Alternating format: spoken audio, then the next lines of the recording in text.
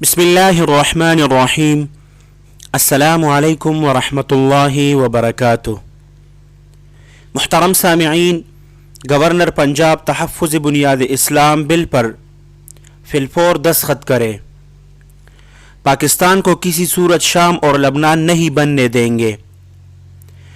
تحفظ بنیاد اسلام بل کی مخالفت مقدس ہستیوں کی توہین ملک کے امن و امان کو داؤ پر لگانے کی کوشش ہے۔ قومی سلامتی کے ادارے ریاست رٹ کو چیلنج کرنے والے عناصر کے خلاف کارروائی کرے۔ پاکستان ایک خود مختار ملک ہے۔ بیرونی اشاروں پر پاکستان کی سلامتی کو خطرے سے دوچار نہیں کرنے دیں گے۔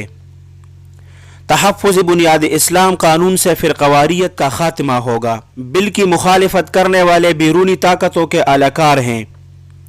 بل پاس ہونے کے بعد شرپسند عناصر کی طرف سے توہین آمیز اور نفرت انگیز مہم چلانے والوں کے خلاف مقتدر ارادے نوٹس لیں۔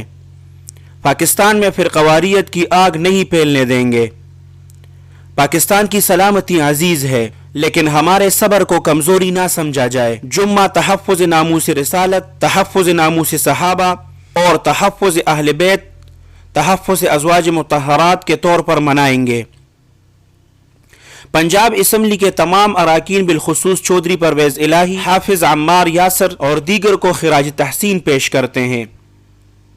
محترم سامعین، ان خیالات کا اظہار جمعیت اہل سنت کے رہنما مولانا قاضی عبدالرشید صاحب، مولانا ظہور احمد صاحب، جمعیت علماء پاکستان کے رہنما مولانا عامر شہزاد صاحب اور حافظ مقصود احمد رہنما جمعیت اہل حدیث اور دیگر تمام مکاتب فکر کے جید علماء کرام نے جامعہ محمدیہ میں مشترکہ پریس کانفرنس میں خطاب کرتے ہوئے کیا۔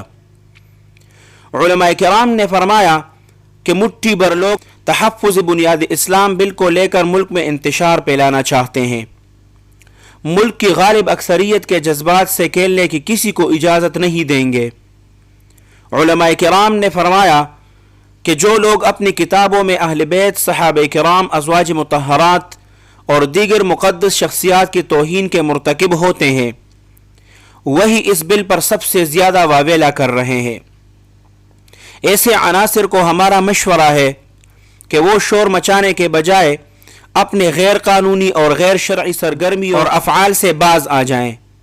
علماء کرام نے مزید فرمایا کہ گورنر پنجاب کو مٹھی بھر لوگوں کے دباؤ میں نہیں آنا چاہیے اور تحفظ بنیاد اسلام بل پر فوراً دستخط کر دینے چاہیے۔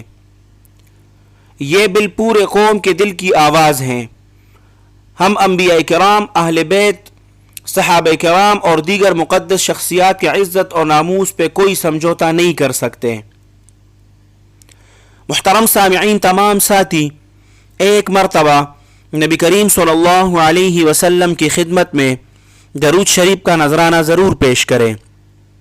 اللہ سبحانہ و تعالی آپ سب کو اپنے حفظ اور امان میں رکھے، اپنے خصوصی دعاؤں میں یاد رکھیں۔ السلام علیکم ورحمۃ اللہ وبرکاتہ۔